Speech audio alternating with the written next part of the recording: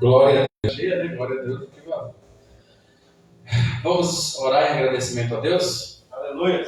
Ação das nossas vidas, aos seus cuidados, e iniciar nosso culto de adoração ao nosso Senhor. Amém? Agora de fechar o livro, Adriel, e orar por Jesus. Senhor Deus, Pai, Criador dos céus e da terra, aqui estou, meu Deus, reunido com a tua igreja. Meu Pai, para te agradecer primeiramente pelo privilégio de nos reunirmos, de podermos adorar o teu nome, que é santo, que é bendito, Senhor, sobre toda a terra e céus. Nós estamos aqui, Senhor, para dizer que nada somos, que nada temos, que nada podemos, mas que em Ti, Senhor, podemos todas as coisas. Queremos Te render louvores, queremos Te render adoração, Senhor. Toma a direção deste culto, Senhor. Toma a direção das nossas vidas. Que possamos fazer tudo para a Tua glória, Senhor, para a Tua honra e para o Teu louvor. Amém. Glória a Deus. Vamos ler Salmos de número 119, do versículo 89 ao 96. Amém?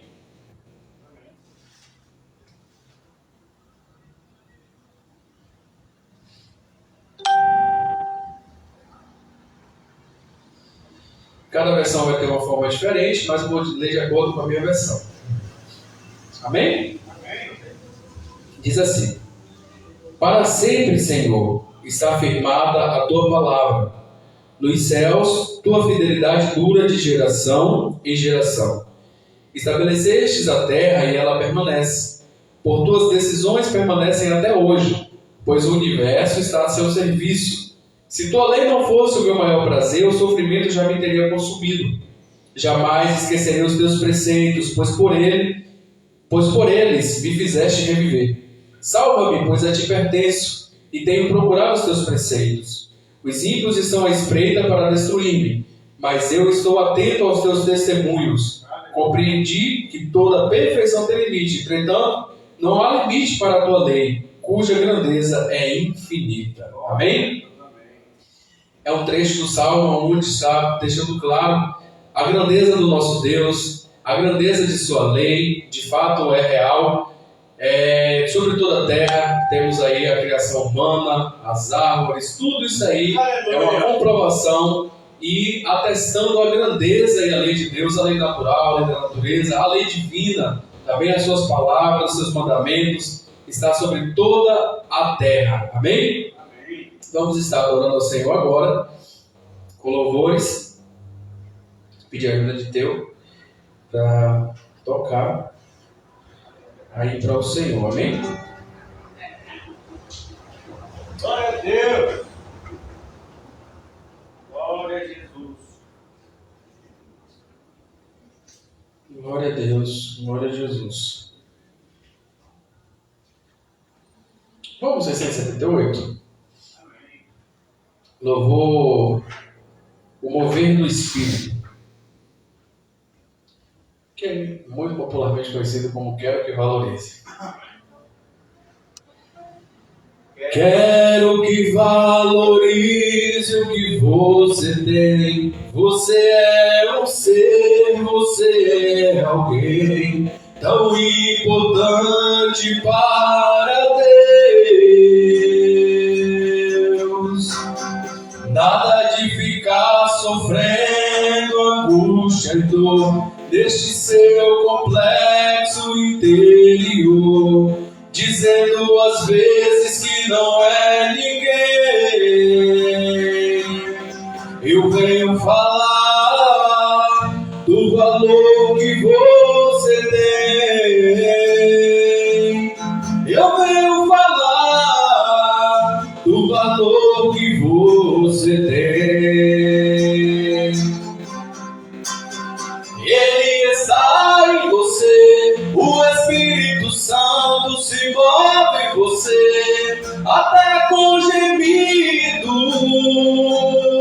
inexprimíveis, inexprimíveis. Daí você pode então perceber que pra Ele há algo importante em você. Por isso levante e cante, exalte Senhor. Você tem um valor, o Espírito Santo se move em você. Você tem um valor, o Espírito Santo se move em você. Quero que valorize. Quero que valorize o que você tem. Você é um ser, você é alguém tão importante para Deus. Nada de ficar sofrendo angústia e dor. Deixe seu complexo interior, dizendo às vezes que não é ninguém.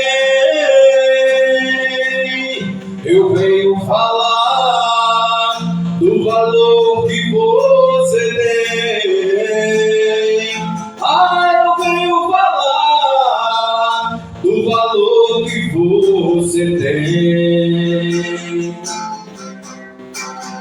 Ele está em você, o Espírito Santo se move em você, até com gemidos inexprimíveis, inexprimíveis.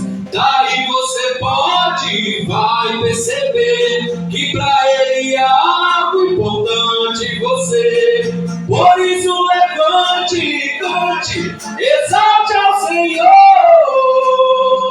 Você tem um valor, o Espírito Santo se move em você.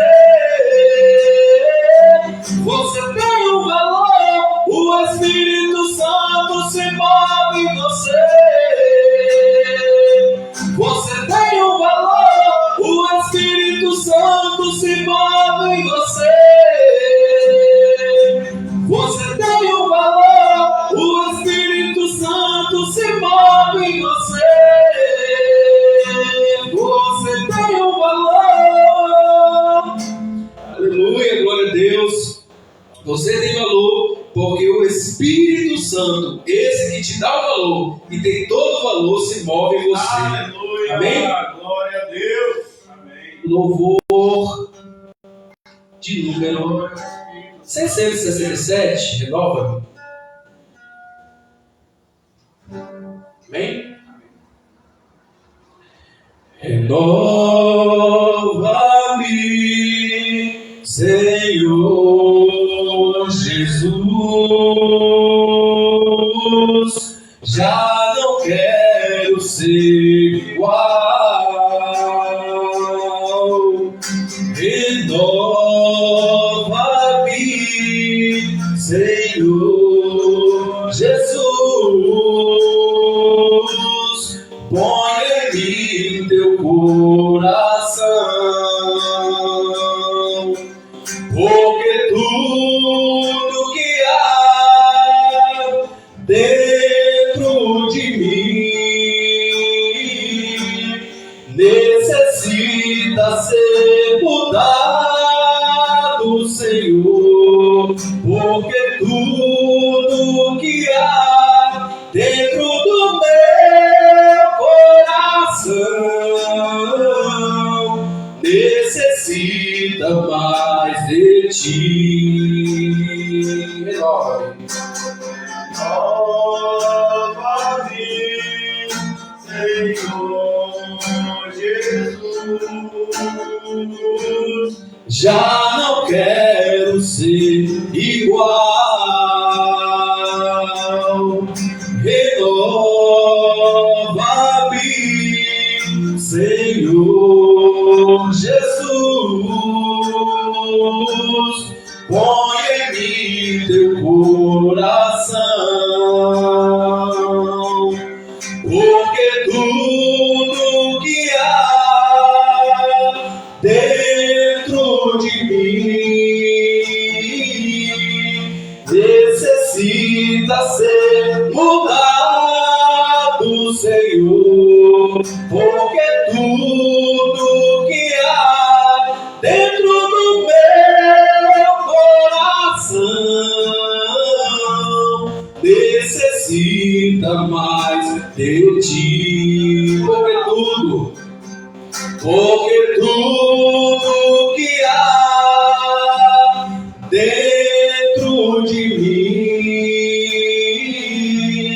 necessita ser mudado, Senhor, porque tudo que há dentro do meu coração necessita mais de ti. Aleluia, glória a Deus. Necessitamos do nosso Deus, precisamos dele. Só ele é digno de toda honra, de toda glória, de todo louvor, de fato. O que temos dentro do nosso coração, o que temos dentro de nós, precisamos mudar a cada dia. Eu tenho comentado com as pessoas que se as pessoas pensam que ela tem que prolongar a sua vida até Jesus devido aos seus pecados, devido às suas falhas, porque a pessoa que ela está na igreja, a pessoa que ela é cristã, a pessoa que ela é evangélica, ela não tem pecado, é uma pessoa que é santa, e é uma mentira do diabo, para que a pessoa fique cada vez mais distante do Senhor, porque todos nós a cada dia devemos melhorar as nossas obras, melhorar os nossos corações. Não há um santo sequer, o único santo, verdadeiramente santo, é o Senhor Jesus de Nazaré. Então, essa oração desse louvor é uma oração nossa diária, onde nós devemos estar pedindo para o Senhor nos renovar a cada dia, transformar as nossas vidas, transformar as nossas mentes, para que, assim como disse o apóstolo Paulo, possamos viver a boa, perfeita e agradável vontade do nosso Deus. Amém? Mas no louvor, eu gosto muito do 651, quão formoso és. Bem? Louvor de número 651, vou pedir ajuda dos irmãos para me ajudar, porque minha garganta está uma vez.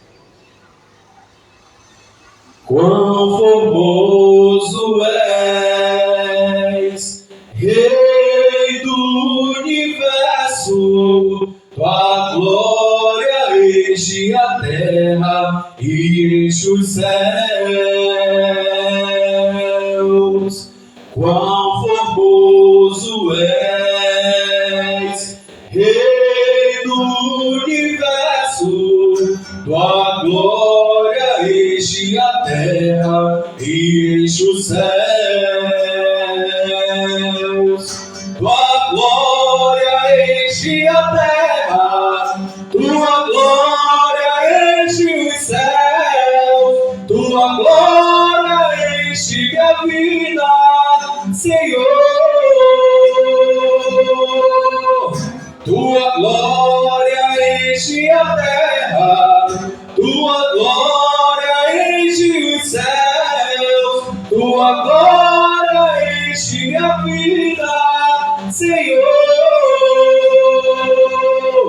Maravilhoso é estar em tua presença. Maravilhoso é poder te adorar. Maravilhoso é tocar em suas vestes. Maravilhoso é te contemplar, Senhor. Quão formoso és, Rei do Universo, tua glória enche a terra e enche os céus. Tua glória enche a terra, tua glória enche os céus, tua glória enche minha vida, Senhor. Tua glória enche a terra, tua glória enche os céus, tua glória enche minha vida, Senhor. Maravilhoso é estar em tua presença. Maravilhoso é poder te adorar.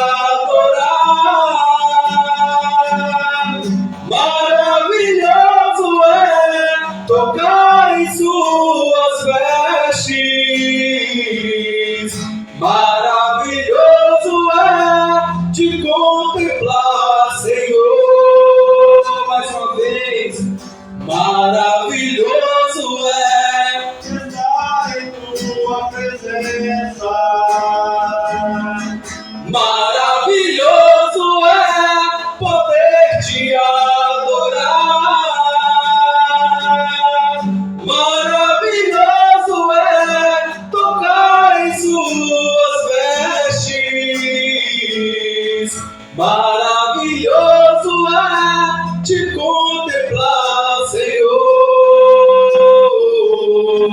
Maravilhoso é te contemplar, Senhor. Maravilhoso é te contemplar, Senhor. Aleluia. Glória ao nosso Deus, Ele é maravilhoso, Ele é lindo, Ele é perfeito. Através do seu sacrifício na cruz do Calvário, alcançamos a nossa salvação.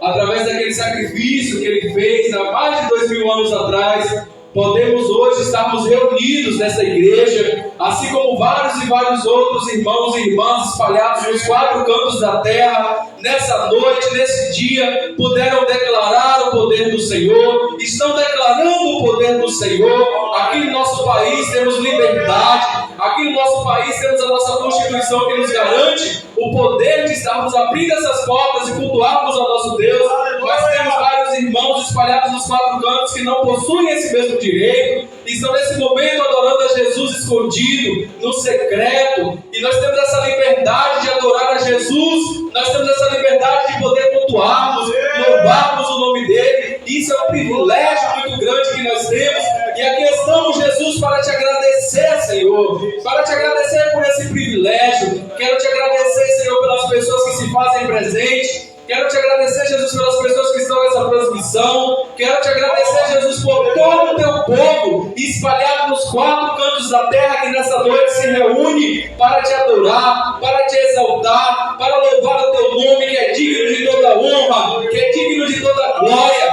que é digno de todo louvor. Nós servimos a um Deus que nos deu a vida, que nos deu o ar, que fez o ar que respiramos. Não adoramos imagens, não adoramos deuses mortos, nós adoramos o autor da vida, o Deus que pode todas as coisas, o Deus que transforma vidas, que transforma corações, o Deus que é capaz de invadir o subconsciente humano e transformar. Esse é o Deus que servimos, esse é o Deus que adoramos, e aqui estamos, Jesus, reunidos para agradecer, Senhor, pelo teu poder, para agradecer, ó Deus, pela misericórdia que o Senhor manifesta, mesmo sendo pecadores, ó Deus, mesmo nós não merecendo absolutamente nada, e ainda assim o Senhor é misericordioso, nos mantém de pé, nos estabelece esse evangelho maravilhoso, e aqui estamos para te dar graças, ó Deus. Te dou graças por essa igreja, te dou graças pelas pessoas que têm mantido essas portas abertas. Vai te encontrar cada um, Senhor, que tem sustentado essa igreja através de ofertas, através de dízimos, através, ó Deus, de amor por essa obra. Que o Senhor abre porta onde não há porta, para a tua igreja, para o teu povo, Jesus,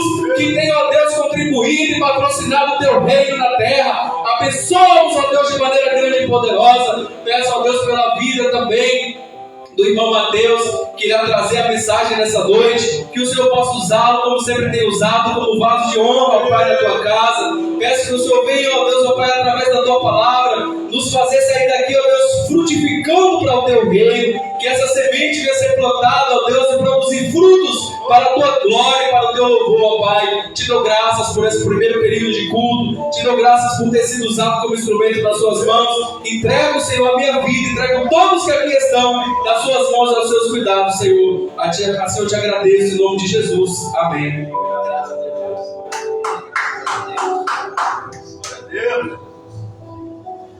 Quero cumprimentar os irmãos mais uma vez com a paz do Senhor, amém? Amém.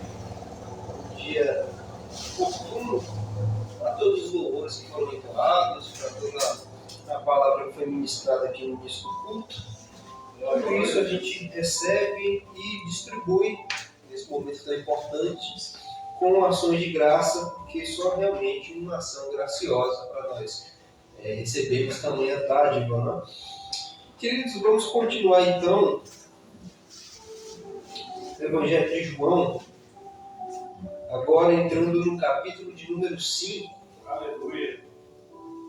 do versículo 1 até o versículo de número 15. Aleluia. Continuaremos então com a série de exposições nos Evangelhos, o Evangelho de João, capítulo de número 5, hoje estaremos dando início, do versículo 1 até o versículo de número 15.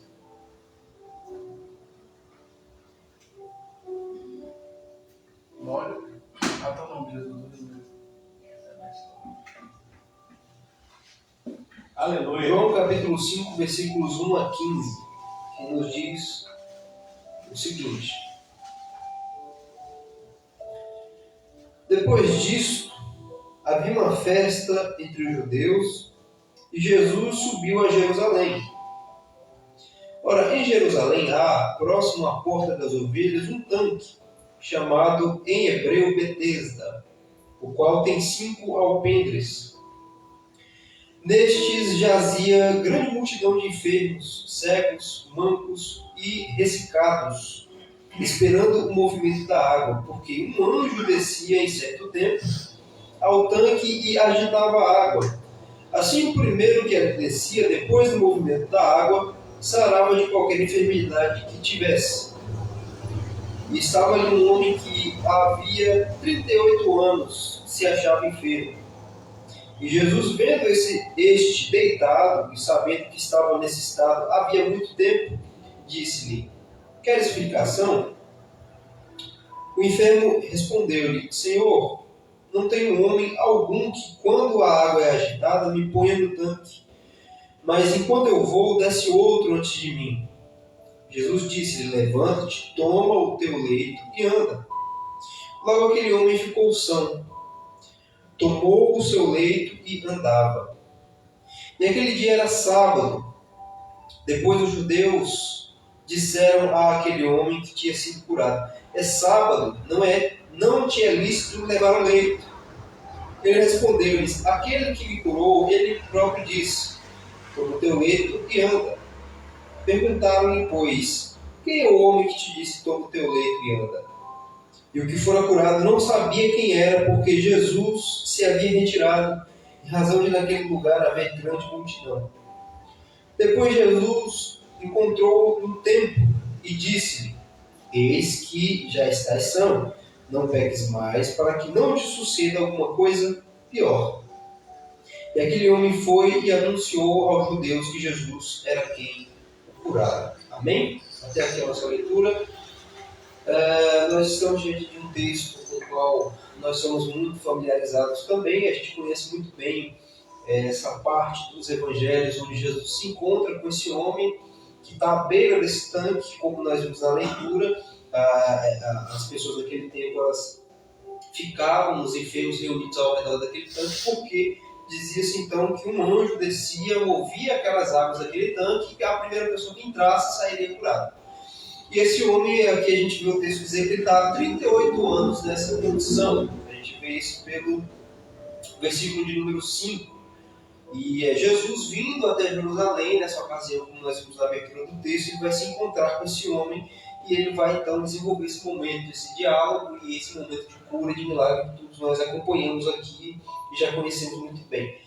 Bom, das muitas coisas que nós podemos observar com essa leitura, a primeira delas é a condição humana sem Jesus Cristo.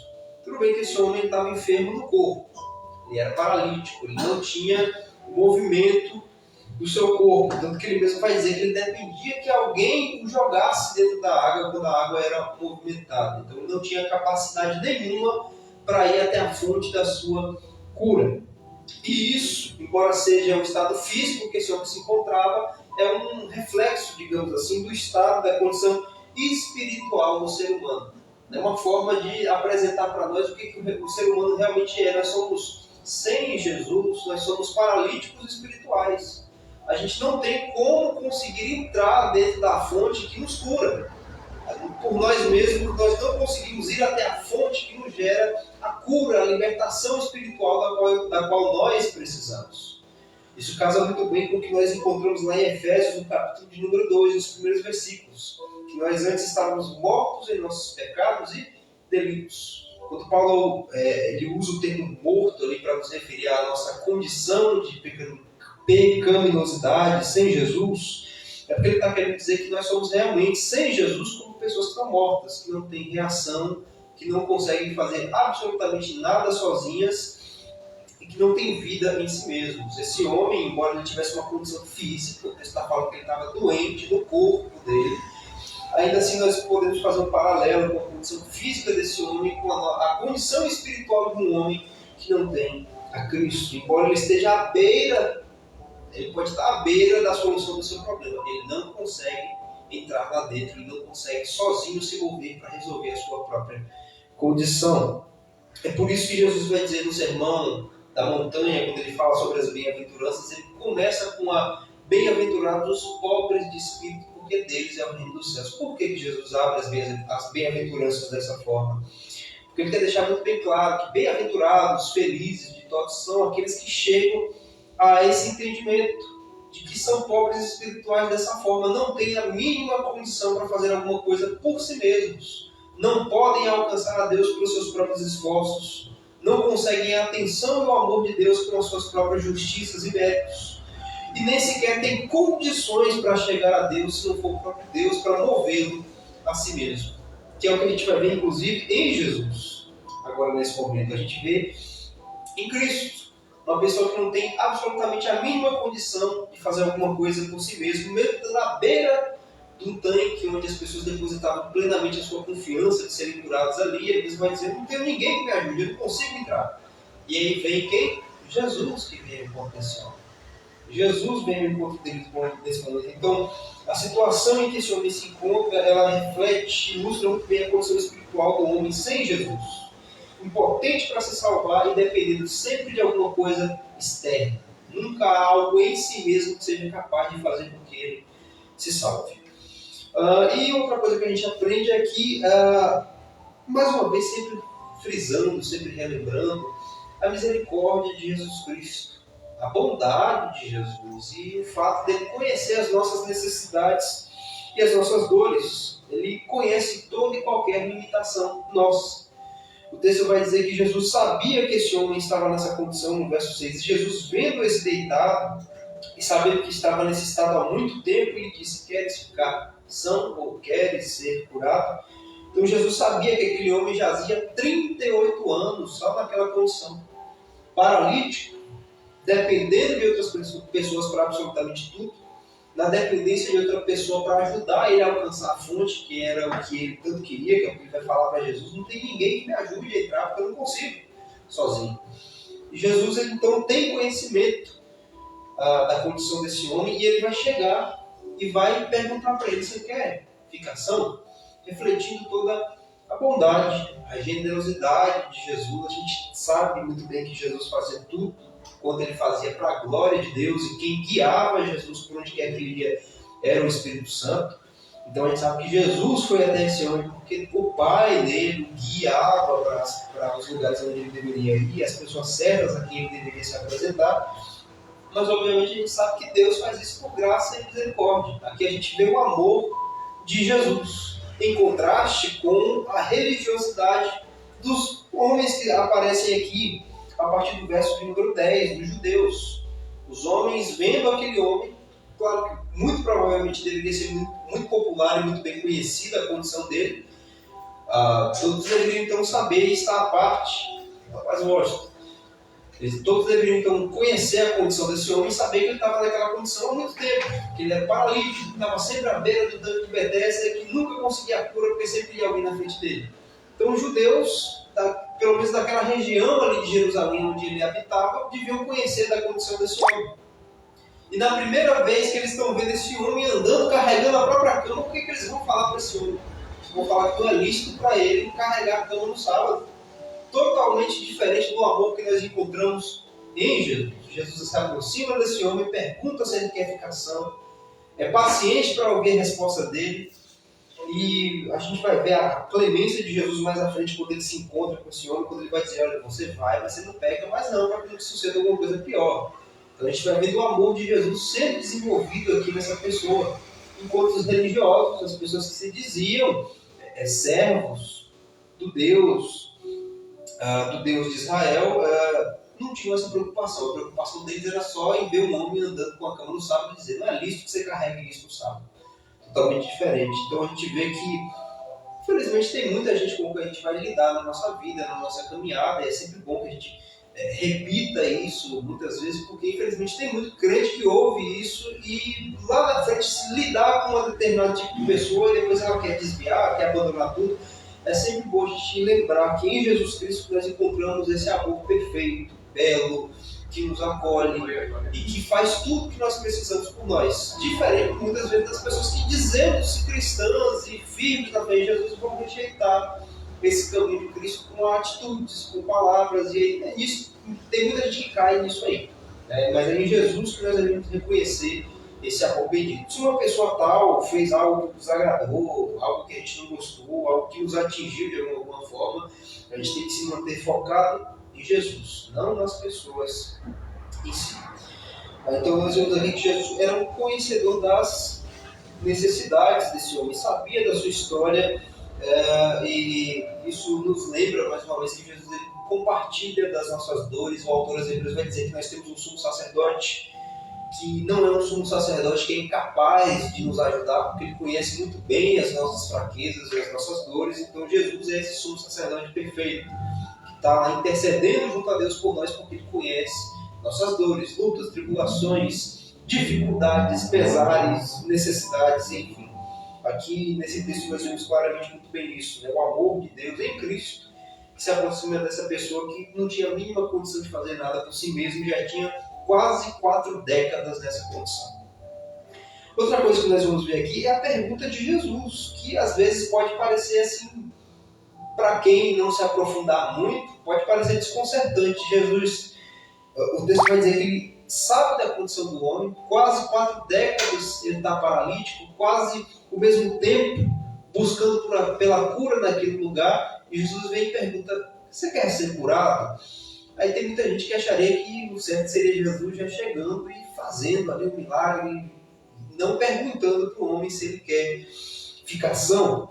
Essa pergunta aqui ela vai revelar que muitas vezes Deus trabalha com a vontade, com a fé das pessoas. A gente entende, sim, que Deus ele é soberano sobre tudo que ele faz e ele não depende da vontade humana, ele é livre para se mover, para fazer o que ele quer. Mas a ideia é de que Deus ele vem e ele vai, então, atrair primeiro o nosso coração. A intenção de Jesus, quando ele estabelece esse contato com esse homem aqui, perguntando se ele quer ser curado, ao invés de curá-lo de uma vez ou algo desse tipo, é porque ele está cativando esse homem pelo seu coração primeiro.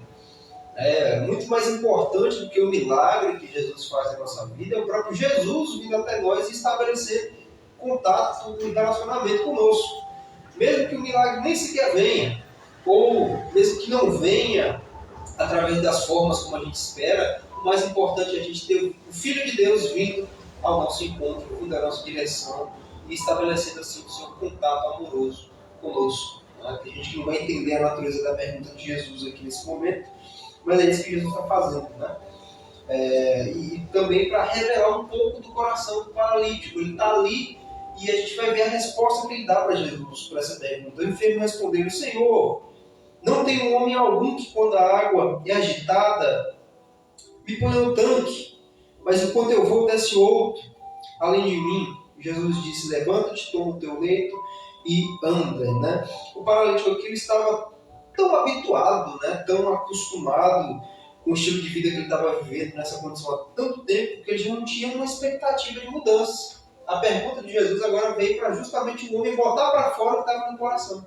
Ou seja, eu estou aqui porque eu sei que esse lugar cura, porque as pessoas entram e saem curadas, mas eu estou aqui só por estar mesmo. Eu já não tinha mais essa perspectiva de que seria curado. Porque diante de uma situação dessa, se alguém chega para a pessoa e pergunta: você quer ser curado? A resposta mais óbvia é: sim, eu quero.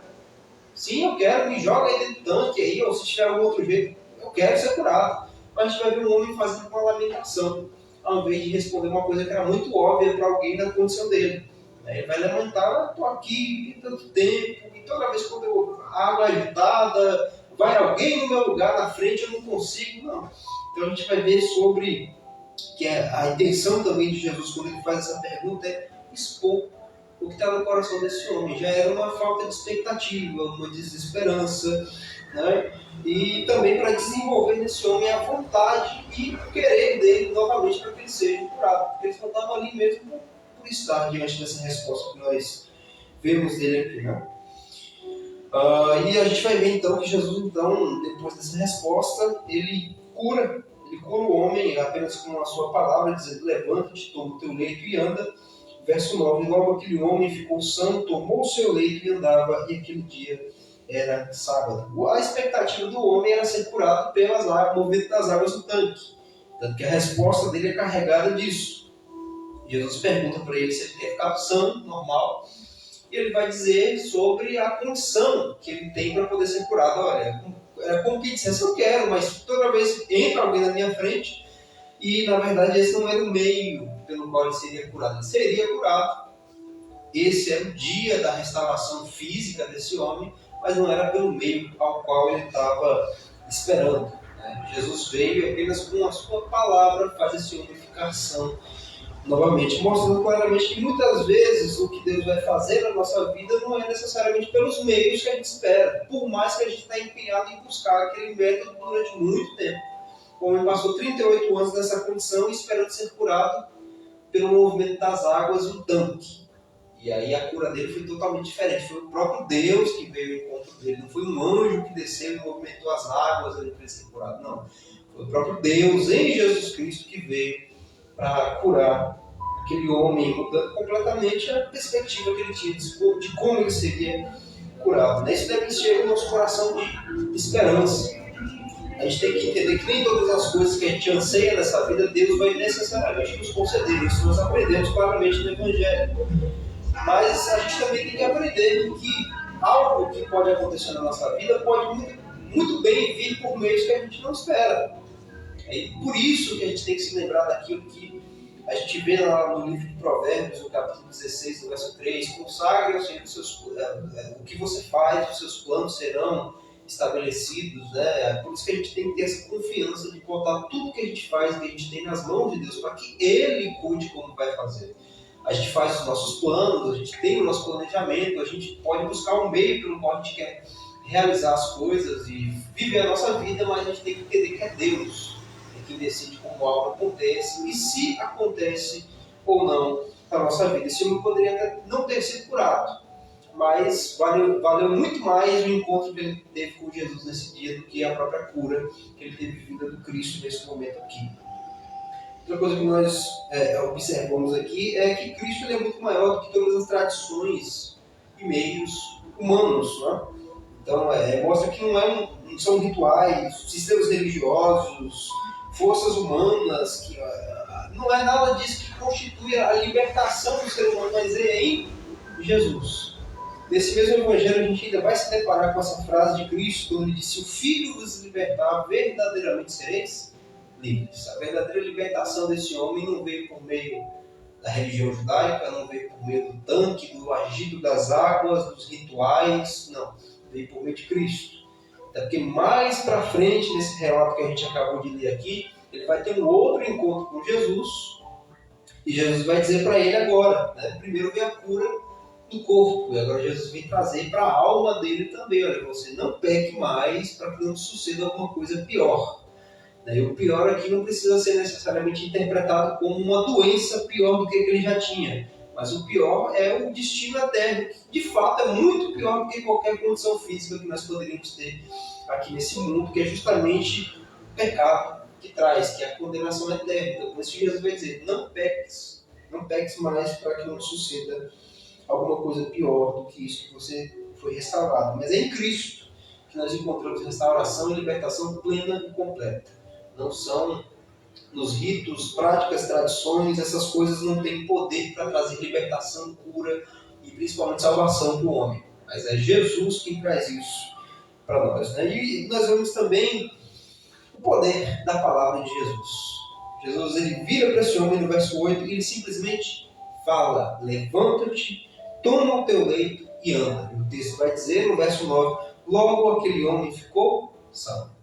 Jesus não precisou fazer.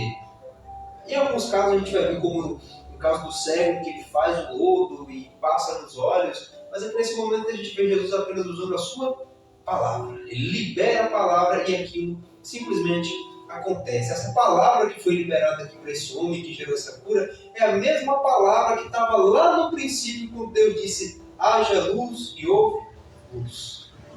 É a mesma palavra que ela era sendo liberada por Deus e tudo ia sendo feito, tudo ia sendo trazido à existência, tudo ia ganhando forma, tudo ia sendo organizado apenas com o poder da palavra de Deus. Que a gente vai ver por esse evangelho, no capítulo de número 1, evangelho de João, que essa palavra é o próprio Jesus Cristo. Então esse homem se beneficiou de uma coisa que a gente vê lá no princípio, que é Deus falando e tudo vai acontecendo e obedecendo de acordo com a sua própria palavra, de acordo com a sua própria determinação. Então a gente vê a autoridade de Jesus como apenas com o seu falar ele molda a realidade, com apenas o seu falar ele faz as coisas acontecerem ou deixarem de acontecer. E a gente vê aqui a autoridade de Jesus sobre os nossos corpos, a autoridade que Jesus tem sobre todo e qualquer ser humano. A gente foi acompanhando ao longo do Evangelho de Mateus, a gente está acompanhando aqui também no Evangelho de João, a autoridade de Cristo sobre cada aspecto e elemento da existência. Ele é soberano sobre absolutamente tudo, ele domina tudo. Foi o que a gente leu no Salmo 119, que tudo quanto existe subsiste pela vontade de Deus, subsiste por esse poder soberano. A gente vê essa autoridade que Cristo exerce sobre tudo, sobre a natureza, sobre os espíritos, sobre os demônios, sobre os homens, sobre tudo. Ele exerce controle e ele exerce autoridade plena. E só alguém como Jesus Cristo para poder operar algo tão grandioso que apenas com a sua fala é capaz de operar um milagre que diante da medicina arcaica, moderna, era completamente impossível. Um homem paralítico voltar a andar e voltar a ter movimento. Então a gente vê o poder de Cristo, o poder de Deus com a sua palavra para operar aquilo que ele quer, aquilo que ele deseja. E outra coisa que nós aprendemos aqui é que a cura desse homem aponta para a novidade de vida. Se por um lado o estado físico desse homem é um paralelo com o estado espiritual de todo qualquer ser humano, a cura que Jesus traz para esse homem também é um paralelo da cura espiritual que ele traz. É um retrato daquilo que Paulo vai falar aos Coríntios, né? Uma vez que estamos em Cristo, somos novas criaturas, nós passamos de uma natureza para outra. Esse homem passou de alguém que não tinha movimento, que era incapaz e que dependia dos outros, agora para ser alguém que caminhava, que se movimentava, que usava seu corpo, que podia ir aonde ele quisesse. Então em Cristo nós não permanecemos presos ao passado, mas nós vivemos uma novidade de vida. Aquele homem no seu corpo viveu uma novidade de vida. Ele estava 38 anos, quase 40, vivendo o mesmo contexto de vida. E depois, quando ele encontra com Jesus e recebe essa cura, ele agora tem uma vida nova. Ele agora vai viver como qualquer outro homem comum deveria viver de fato. Isso aqui aponta para a nossa novidade de vida. Aponta para aquilo que o próprio Jesus pensou lá com Nicodemos, no capítulo de número 3. Vos é necessário nascer de novo. A cura desse homem aponta para a nossa libertação espiritual, que mais uma vez, relembrando, só Jesus é quem opera, só Jesus é quem pode fazer. É só Jesus que consegue o Espírito Santo que realiza essa obra. Assim como foi o próprio Espírito Santo em Cristo que realizou a cura desse homem do corpo. Assim também é Ele quem restaura o nosso coração, assim é Ele que nos pega do lodo, do lamaçal e da morte em delitos e pecados, nos faz um ser vivo, caminhante, que é completamente operante espiritualmente. E agora nós também vamos ver a advertência de Jesus no final da leitura. Depois Jesus o encontrou no templo e disse: eis que já estás são, não peques mais para que não te suceda alguma coisa pior. E aquele homem foi e anunciou aos judeus que Jesus era quem o curara. Bom, a restauração física aponta para a necessidade da restauração espiritual, como nós acabamos de observar muito bem. Então, ele traz consequências piores do que a doença. A ideia de que Jesus traz esse alerta para esse homem é isso. Às vezes a gente lê esse texto e fica pensando, se o homem então desobedece essa ordem de Jesus, então ele poderia ficar pior do que paralítico. E podia mesmo, mas Jesus não está falando necessariamente só de uma doença no corpo, de ele ficar pior do que ele era no corpo. Ele está falando de ele ficar pior no sentido de algo muito mais grave do que uma doença, algo muito mais grave, mais danoso do que uma enfermidade, alguma coisa no corpo, né? Que é a perdição eterna. Por isso que Jesus vai dizer, não peques mais. Se fosse o caso de Jesus dar uma recomendação para esse homem não ter algum problema novamente físico pior do que ele já tinha, ele teria recomendado outra coisa. Olha, você procura viver uma vida melhor, você procura ter bons hábitos, algo desse tipo, mas Jesus vai direto no ponto. Ele vai dizer, não peques mais, ele vai tratar de pecado. Não ande mais no estilo de vida pecaminoso, para que não te suceda alguma coisa pior. E o que pode ser pior do que uma doença, como uma paralisia? É ser eternamente separado de Deus.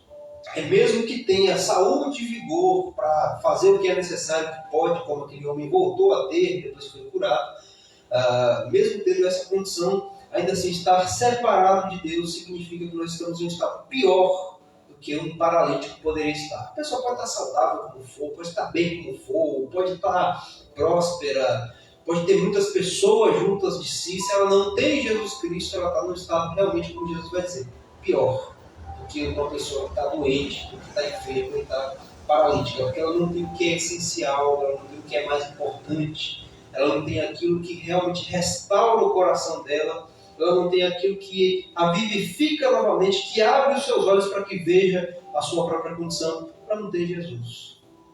É por isso que Jesus vai dizer para esse homem, não peques mais para que não te suceda uma coisa pior.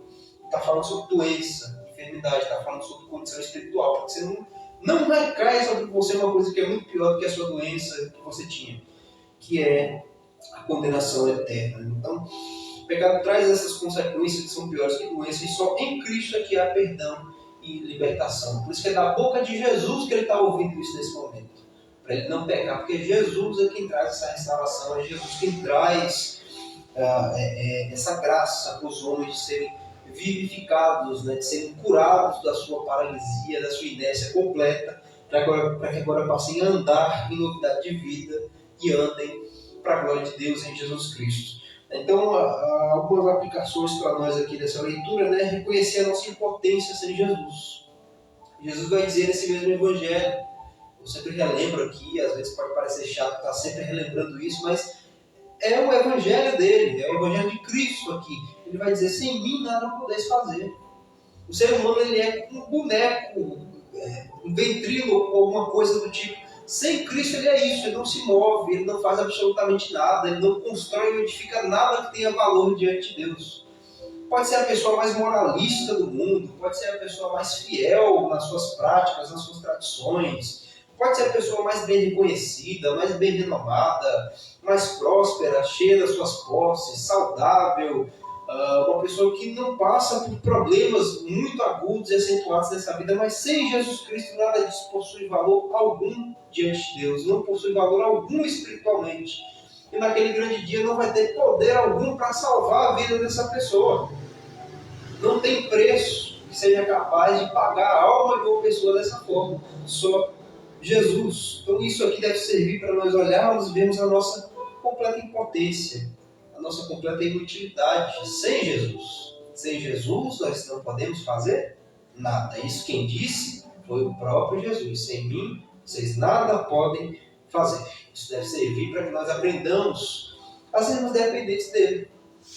Sermos as pessoas que buscam a graça dele todo santo dia, sem pausa, sem parar, e sem restrições, sem limite. A gente tem que estar todo dia na dependência de Jesus, na sombra dele. Quando diz que nós estamos à sombra do Onipotente, quer dizer que para estar à sombra de alguma coisa, eu tenho que estar próximo dela. Para mim estar à sombra de uma árvore, eu tenho que estar literalmente do lado dela para me beneficiar dessa sombra. Então Jesus é da mesma forma. A gente tem que estar à sombra dele, próximo dele o tempo todo. Porque sem Jesus a gente não edifica, não faz absolutamente nada. E como a gente mesmo vai ver no texto, né? A gente ainda está em iminência, sem Jesus em iminência de sofrer alguma coisa muito pior do que qualquer coisa que possa nos acometer nessa vida. Uma outra aplicação aqui é responder o chamado de Jesus com fé e com obediência. Né? Jesus se aproxima desse homem e estabelece contato com ele, pergunta se ele quer ser curado, e o homem dá uma resposta que não é a mais óbvia. A mais óbvia seria dizer, sim, eu quero ser curado. Então a gente tem que aprender a responder positivamente o chamado de Jesus. Embora a gente tenha esse entendimento de que é Deus quem atrai o homem assim, mas ele não atrai puxando pelo braço. Não. A gente vai ver lá em Jeremias, capítulo 31, a partir do verso 2 ou a partir do verso 3, que Deus é quem atrai com cordas de benignidade, de amor. Então a gente tem esse compromisso, essa responsabilidade de assumir diante de Deus a nosso posicionamento. Jesus nos chama: vinde a mim todos que estão cansados, sobrecarregados, e há uma responsabilidade sobre isso. Porque à medida em que nós aceitamos e ganhamos vida, se rejeitamos, temos a morte e a destruição completa, longe de Deus para todo sempre. Então a gente tem que responder o chamado de Cristo, que é bondoso, que é generoso, que é cheio de amor, de misericórdia para com seres que não merecem, que somos nós, com fé, com obediência total. Uma coisa não se vale sem a outra. A gente crê em Jesus, então a gente obedece. Se a gente obedece, então deve ser porque a gente crê. Uma obediência sem a fé é só moralismo vazio, e uma fé sem obediência é hipocrisia. Então as duas coisas devem estar sempre juntas. Responder o chamado de Cristo com fé, com obediência. Outra aplicação que nós temos é viver em novidade de vida, deixando o estilo de vida para trás, deixando o pecado ao qual nós éramos tão habituados para trás. É isso que quer dizer responder ao chamado de Jesus. É entender aquilo que ele mesmo vai dizer: se alguém quiser vir após mim, negue-se a si mesmo, tome sobre si a sua cruz e siga. Da mesma forma como esse homem agora voltou, ele foi introduzido a uma vida a qual ele não era habituado por conta da sua doença e viveu uma vida completamente nova. Da mesma forma, aquele que é curado, que é regenerado no seu coração por Cristo, não pode voltar a viver o mesmo estilo de vida. Esse homem não tinha como ele voltar a ficar paralítico, uma vez que ele foi livrado dessa condição. Ele deveria viver a vida dele agora como um homem normal, não ia mais poder viver deitado numa cama, dependendo de outra pessoa.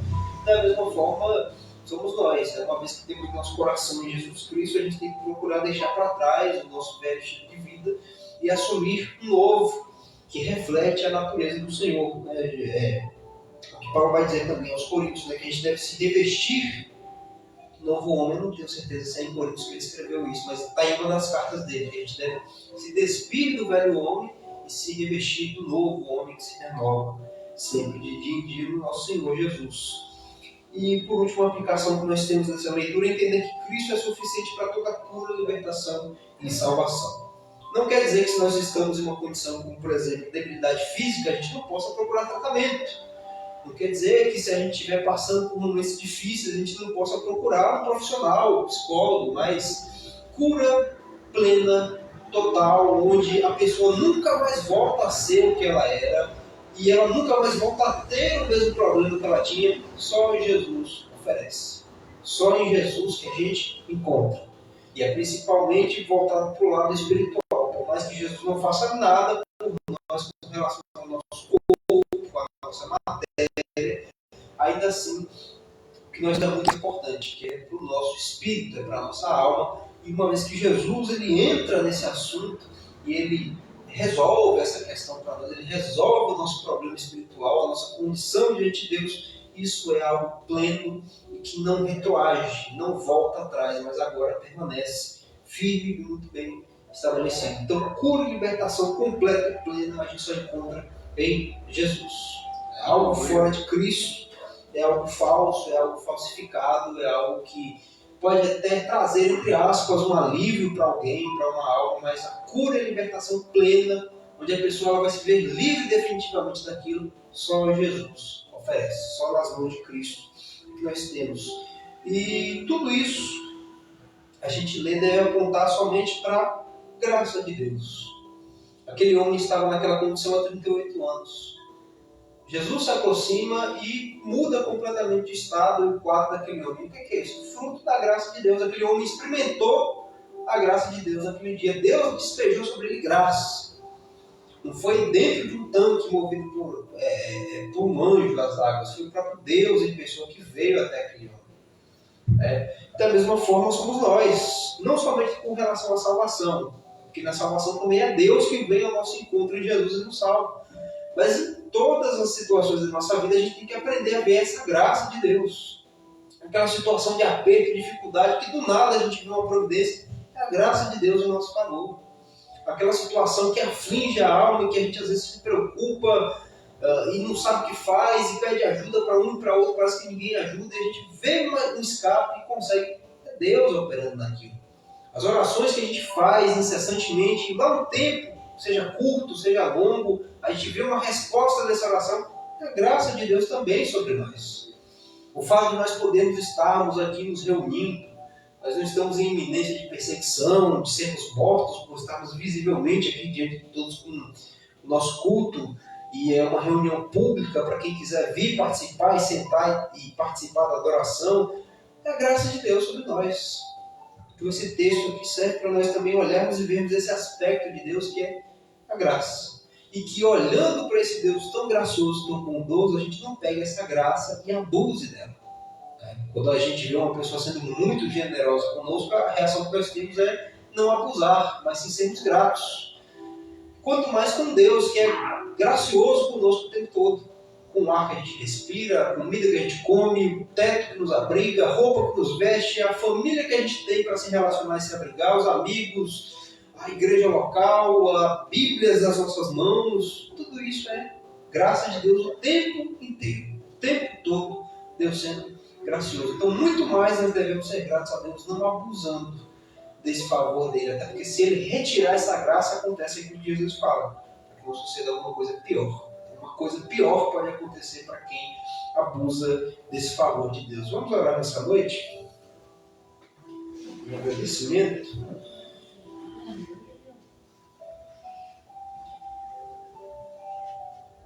O Deus Criador dos céus e da terra, que nós nos encontramos mais um dia, porque o Senhor assim quis e estabeleceu esse dia para essa reunião. Nós cremos que o Senhor, assim como foi pregado aqui nessa noite sobre essa graça, foi um ato de favor, de generosidade, de amor e de cuidado. A sua providência ter nos guiado até esse momento, ter cuidado de nós em todo o tempo. E nós sabemos que o Senhor faz isso conosco, que o Senhor faz isso com todos os seus filhos ao redor do mundo por causa do seu Filho Jesus. É somente em Cristo que o Senhor despeja sobre nós toda a sua graça, todo o seu favor, todo o seu amor e todo o seu cuidado. Porque sem Jesus Cristo, como ele mesmo vai dizer, nós não podemos fazer. Ó Deus, eu peço que o Senhor fixe nos nossos corações, nas nossas mentes, esse fato de que sem Jesus nós não somos e não conseguimos absolutamente nada. Porque é isso que vai nos mover dia após dia a buscar e a estar na dependência do Senhor Jesus o tempo todo. Entender que por mais que nós façamos alguma coisa, promovamos algo, só conseguimos porque o Senhor Jesus é quem nos ajuda, o Senhor Jesus é quem promove e faz isso acontecer na nossa vida. E a nossa salvação, que é o mais importante, a salvação da nossa alma, só vem por meio de Jesus, seu Filho. Por isso ele é exaltado acima de tudo, acima de todos. E o Senhor lhe deu um nome que está acima de todo nome, porque só ele tem essa preeminência, só ele tem essa glória, só ele carrega toda essa majestade em si mesmo. Nós pedimos que toda essa glória do Senhor, que reside em Jesus Cristo, habite em nós pelo seu Espírito Santo. Não somente em nós que estamos aqui reunidos, mas em todo o seu povo ao redor do mundo. Que essa glória que é visível na face do Senhor Jesus seja vista na face de todos os seus filhos e eleitos ao redor do mundo. Agradecemos por essa reunião, agradecemos pelo seu favor. Nós não somos dignos de absolutamente nada, mas o Senhor assim ainda vem ao nosso encontro dessa mesma forma e com graça estende a mão, e com graça o Senhor nos atrai a si, e o Senhor realiza a cura, a libertação, a salvação, o escape, o livramento. Tudo isso é o Senhor que faz quando vem ao nosso encontro. Então nós agradecemos ao Senhor, te damos graça, muito obrigado ao Rei da Glória por tudo que o Senhor tem feito por nós. Como diz aquela canção, faz-nos mais gratos a Ti, que o nosso coração transborde em gratidão sempre ao Senhor, por meio da obediência feliz, alegre, que nos traz contentamento.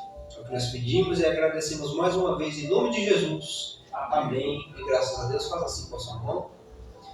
Que a graça de nosso Senhor e Salvador Jesus Cristo, o amor de Deus, nosso eterno Pai, as doces consolações do Espírito Santo seja com todo o povo do Senhor Jesus Cristo ao redor do mundo, todos dizem. Amém. Que o Senhor te abençoe e te guarde. Amém. Que o Senhor faça resplandecer a luz do seu rosto sobre ti. Amém. Que o Senhor tenha misericórdia de ti.